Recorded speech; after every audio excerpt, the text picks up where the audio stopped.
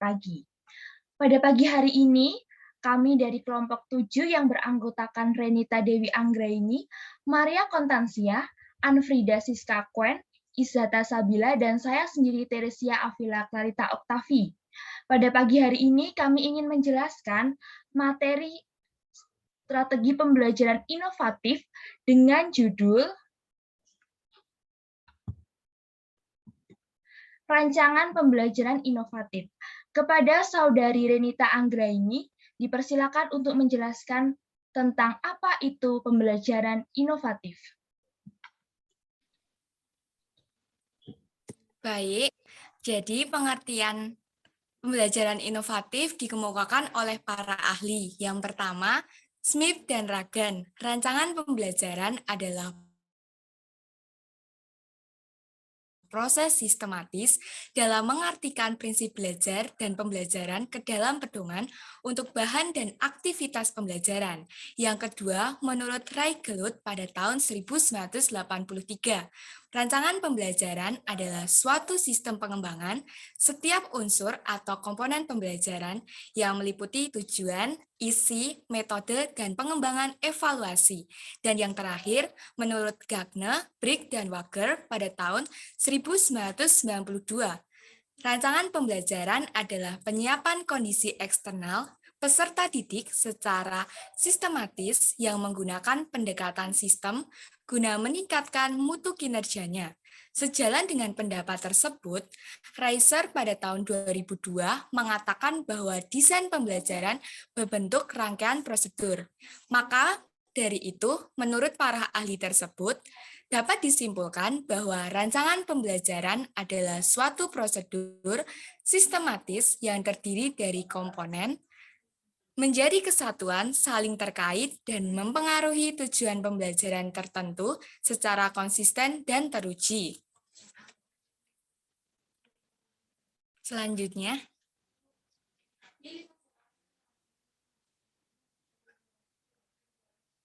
lalu untuk pengertian rancangan pembelajaran inovatif sendiri meliputi 3 inti, yaitu prosedur sistematis, aktivitas persiapan, dan proses pembelajaran. Dalam hal ini, prosedur sistematis merupakan suatu prosedur sistematis yang terdiri dari beberapa komponen menjadi kesatuan. Untuk aktivitas persiapan adalah pembelajaran yang menerapkan unsur-unsur pembelajaran terbaru di abad 21. Dan yang terakhir, proses pembelajaran merupakan suatu yang dirancang sedemikian rupa sehingga berbeda dengan pembelajaran pada umumnya yang dilakukan guru serta berpusat pada anak. Selanjutnya, untuk selanjutnya, pada era 4.0 abad 21, sebagai guru, kita diharapkan mampu menjadi agen pembaharuan. Agen pembaharuan tersebut dimulai dari aktivitas perancangan pembelajaran, pelaksanaan, evaluasi, dan tindak lanjut. Untuk itu, kita perlu memahami beberapa karakteristik rancangan pembelajaran abad 21 yang akan kita terapkan dalam RPP.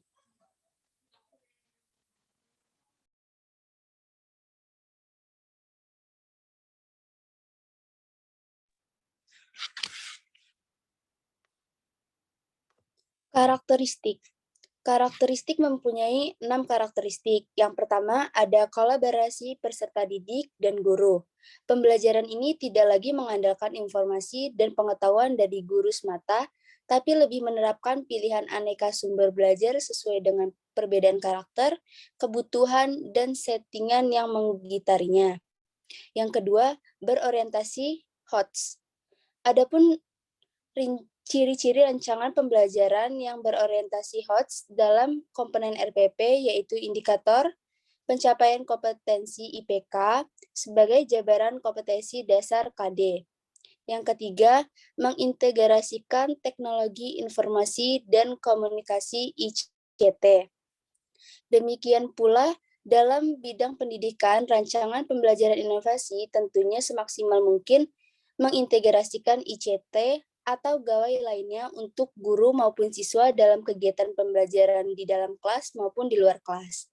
Selanjutnya, 4. Berorientasi pada keterampilan belajar dan mengembangkan keterampilan abad 21 atau 4CT. Merupakan unsur yang serupa meski tidak sama ada pada tuntutan keterampilan abad 21 terutama 4CT. Creativity, collaboration, critical thinking, dan communication. Untuk mewujudkan dua hal di atas, guru dapat menerapkan model pendekatan metode pembelajaran yang tepat dalam RPP. Yang kelima, mengembangkan kemampuan literasi. Di dalam 6 literasi, dasar tersebut mencakup literasi baca tulis, literasi numerasi, literasi sains, literasi digital, literasi finansial, dan literasi budaya dan kewarganegaraan yang merupakan literasi yang sangat penting bagi peserta didik, orang tua, dan lainnya. Yang keenam, penguatan pendidikan karakter PPK. Di dalam penguatan pendidikan karakter PPK, terdapat 5 nilai karakter utama dalam PPK yang bersumber dari Pancasila. Yang berikut hal penting dalam penyusunan RPP. Yang pertama, unsur-unsur pembelajaran inovatif. Unsur-unsur pembelajaran inovatif seperti TPASIK, Neuroscience, STEAM, PPK, termasuk keterampilan abad 21, 4C, literasi dan HOTS, bisa diintegrasikan atau diterapkan dalam RPP. Hal penting dalam penyusunan RPP yang kedua mengenai prinsip-prinsip RPP sesuai Permendikbud nomor 22 tahun 2016. Hal penting dalam penyusunan RPP adalah kita harus memahami isi dan susunan RPP dengan memuat komponen dan menerapkan prinsip-prinsip RPP sesuai Permendikbud nomor 22 tahun 2016. Yang ketiga, bentuk RPP. RPP dapat disusun dengan bantuan kolom maupun tidak, karena tidak ada format baku dalam menyusun RPP. RPP juga dapat disusun menggunakan tabel maupun tidak pada komponen langkah-langkah kegiatan pembelajaran atau di komponen lainnya. Keempat, langkah-langkah penyusunan RPP berdasarkan modul kurikulum 2013 dari Kemendikbud. Disarankan untuk mengikuti langkah-langkah penyusunan RPP berdasarkan model kurikulum 2013 dari Kemendikbud. Model RPP yang dikembangkan dalam kurikulum 2013 adalah RPP yang mengintegrasikan penguatan karakter siswa, literasi, kompetensi abad 21, dan HOTS. Dengan demikian, tidak ada RPP yang hanya memfokuskan pada penguatan karakter atau hanya memfokuskan pada pengembangan literasi. Kompetensi abad 21 dan HOTS saja. Jika ada perencanaan pembelajaran yang difokuskan pada salah satu komponen, sesungguhnya perencanaan tersebut berupa skenario yang dibuat selama dalam pelatihan semata. Next.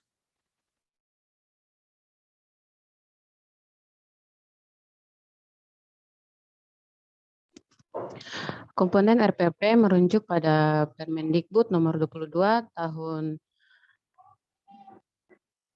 2016. Yang pertama, identitas sekolah. Yang kedua, identitas mata pelajaran atau pelajaran tema atau subtema. Yang ketiga, kelas atau semester. Yang keempat, materi pokok. Yang kelima, alokasi waktu ditentukan sesuai dengan keperluan untuk pencapaian kompetensi dasar dan beban belajar dengan pertimbangan jumlah jam pelajaran yang tersedia dalam silabus dan kompetensi dasar yang harus ditepati. Yang keenam, tujuan pembelajaran yang dirumuskan berdasarkan kompetensi dasar dengan menggunakan kata kerja operasional yang dapat diamati dan diukur yang mencakup sikap, pengetahuan, dan keterampilan. Yang ketujuh, kompetensi dasar dan indikator pencapaiannya itu memuat fakta, konsep, prinsip, dan prosedur yang relevan dan tertulis dalam bentuk butir-butir sesuai dengan rumusan indikator pencapaian kompetensi. Yang kedelapan, media pembelajaran. berupa alat bantu proses pembelajaran untuk menyampaikan materi pembelajaran. Yang ke-9, sumber belajar. Dapat berupa buku, media cetak, dan elektronik, alam sekitar atau sumber belajar lain yang relevan. Yang ke-10, langkah-langkah pembelajaran. Dilakukan melalui tahap pendahuluan, inti, lalu penutup. Yang terakhir yaitu penilaian hasil pembelajaran. Selanjutnya. Terima kasih. Baik, jadi dari materi kali ini dapat disimpulkan bahwa rancangan pembelajaran inovatif merupakan proses pembelajaran yang dirancang sedemikian rupa sehingga berbeda dengan pembelajaran pada umumnya. Jadi pada pembelajaran inovatif kali ini kita lebih menekankan, lebih berpusat kepada siswa, tidak hanya guru saja, namun malah berpusat kepada siswa. Baik, begitu yang dapat kami sampaikan pada presentasi kali ini. Kurang lebihnya mohon maaf. Selamat pagi.